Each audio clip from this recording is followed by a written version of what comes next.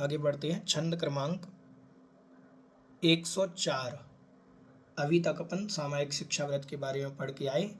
अब इनके अतिचार कौन कौन से हैं, क्योंकि सभी व्रतों की परिभाषाएं भेद प्रभेद दे करके आचार्य महाराज अतिचारों की चर्चा करते हैं।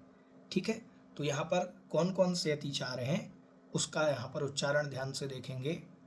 वाक काय, वाक काय, मानसानाम, मानसानाम, वाक्काय मानसानाम, वाक्काय मानसानाम, दुःप्रणिधानान्य, दुःप्रणिधानान्य, दुःप्रणिधानान्य, नादरास्मरणे, नादरास्मरणे, दुःप्रणिधानान्य नादरास्मरणे, वाक्काय मानसानाम दुःप्रणिधानान्य नादरास्मरणे,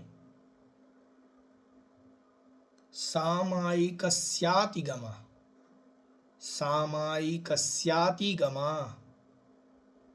सामायिकस्यातिगम, व्यज्यन्ते, व्यज्यन्ते, पंच भावेने, पंच भावेने। ठीक है, उच्चारण करें। वाक्काय मानसानाम दुःप्रणिधानान्य नादरास्मरणे, सामायिकस्यातिगमा, व्यज्यन्ते पंच भावेन, वाक्काय मानसानां दुःप्रणिधानान्य नादरास्मरणे, सामायिकस्यातिगमा, व्यज्यन्ते पंच भावेन। अर्थ देखेंगे। वाक, वाक मतलब होते हैं वचन। काय, काय मतलब होता है शरीर। और मानसानाम, मानस के, मानस मतलब मन। ठीक है, तो कह रहे हैं वचन के, काय के और मानसानाम मन के।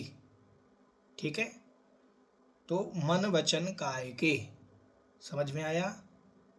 वचन के, काय के और मन के, तो मन वचन काय के दुःप्रणिधानानि, क्या निकलेगा शब्द? दुःप्रणिधानानि, या का ई हो जाएगा तो दुःप्रणिधानानि बन जाएगा। फिर वहां से निकलेगा उसके बाद अनादर और आस्मरण, दो शब्द निकलेंगे, अनादर और आस्मरण।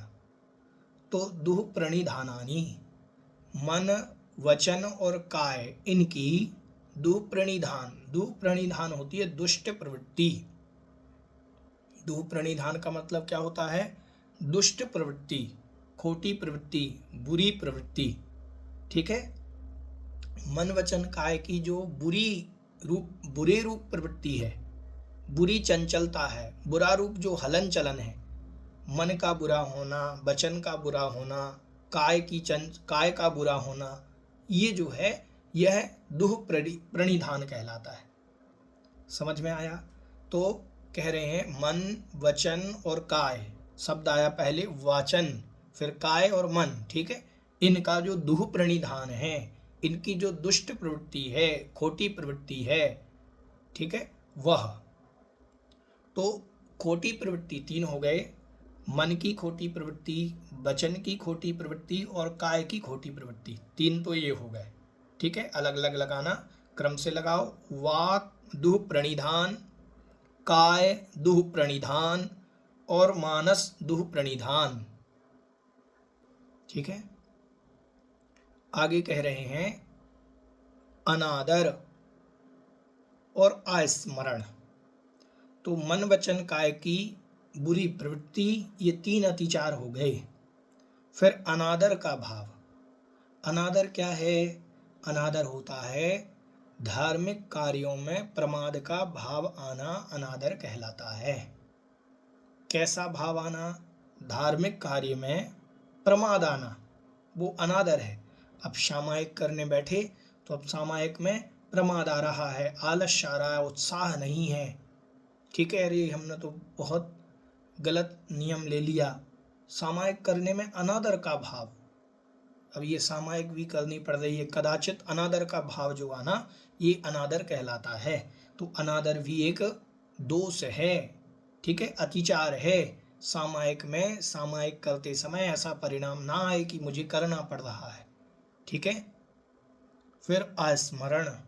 अस्मरण मतलब जो चीज़ आप चिंतवन कर रहे थे, अब चिंतवन करते करते भूल ही गए।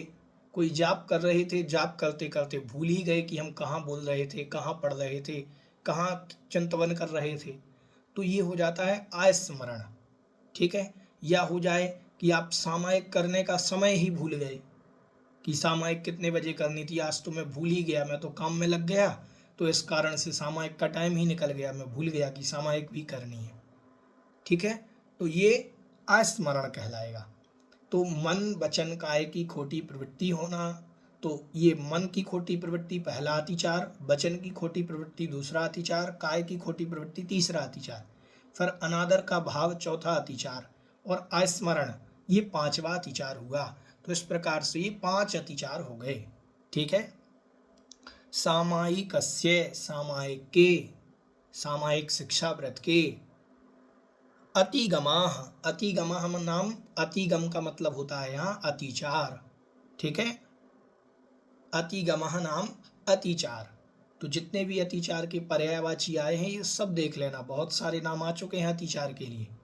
ठीक है, तो याद रखना पड़ेगा, आप अलग से लिख लीजिए सब कि अतिचार को क्या क्या कहते हैं।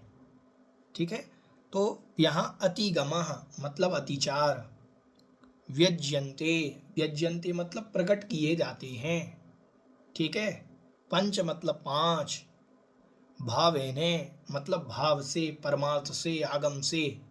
ठीक है, समझ में आया? तो निश्चय रूप से, ठीक है, निश्चय रूप से ये 5 जो हैं अतिचार प्रकट किए जाते हैं, मतलब सामायिक के ये 5 अतिचार होते हैं। समझ में आ गया? छंद स्पष्ट है?